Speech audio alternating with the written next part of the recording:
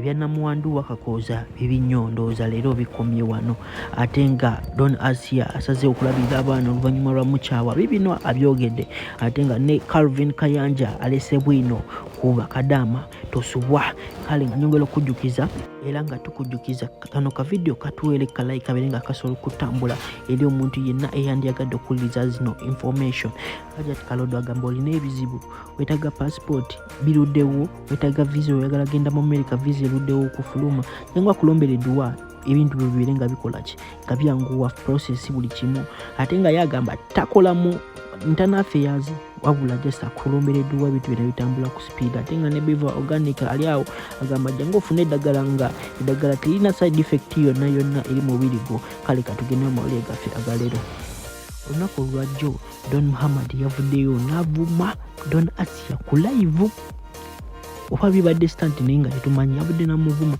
gamba Don Asiyah ololololo ebigambo byabadde bingi nnyo looza mwe aba tiktokers abasingako nga channel naffe eno esinga subscribingirwako aba tiktokers mwabirabye Don Asiyah kyavuddewo naye n'akola eno video kanti kulekereka video era nkomeyo naga akoza era wekumire kuno Wonderboy Eugene mukwano naawe ebyo tubimanyi ngamba gwe mukwano gwange eyavuddeyo ate n'olaga ensi nti you made a mistake to be my friend jukira ebirungi ebitugatta muyige okukuuma emikwano omuntu okuseerera tekimujjako kubeera mukwano gwo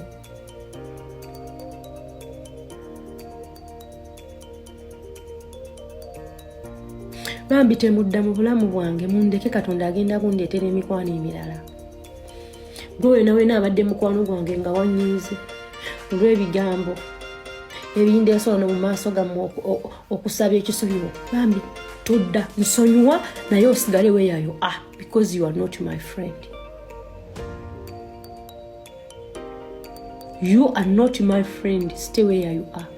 Oba nali nkubeereddewoko oba oliki ate nga Don Asiyah tubivuddeko Calvin Kayanja avuddeyo n'alwanirira ku bakadama wamu n'abannayuganda abamu abawangalira muno mu Uganda nga Safina avayo n'abavuma.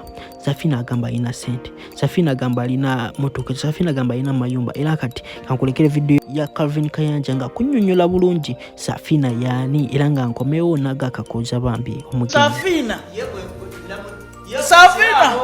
Safina nze mumanyi nze ntwala time nenoonyereza ku buli anyambalidde nze mumanyi ekyeyo kyamusala ali eyo bamulunze enkoko wali odeko be balunze enkoko nti bwerikula nezaala amagi tuligabana obwana oshegedde bamulunze enkoko ekyalo kyategeera ali mabipakasi kati ali mu marewa ali mabipakasi omuntu wakuba ekyeyo bawo sente zonna nazonoona toyina wadde achievement yonna oli ku kyalo kikuye tumuvuddeko ebyakakoza bibinyo poliisi evuddeyo negamba muno mwe abavaayo ne muwaayo false information ku bituuka ku kakoza anytime poliisi egenda bwe bakwata naye ebyo nga tubivuddeko family ya kakoza yagenze mu poliisi neeropa Namwandu wa kakoza ndowooza gyali yenna kati sawa zino tatudde naye nga kigambibwa mbu yayizeeyo UK era sawa zino talina buzibu bwonna olw'okutta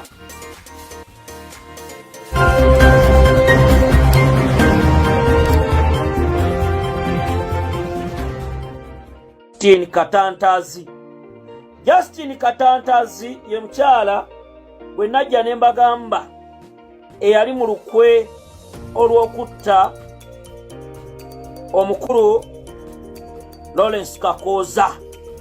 Justin Katantazi munoonyerezaako era njagala mbawa amawulire. Justin Katantazi mukyala gwe eyali mu lukwe lw'okutta Lawrence Kakoza njagala otule ku video kubanga mugenda kutya ensi.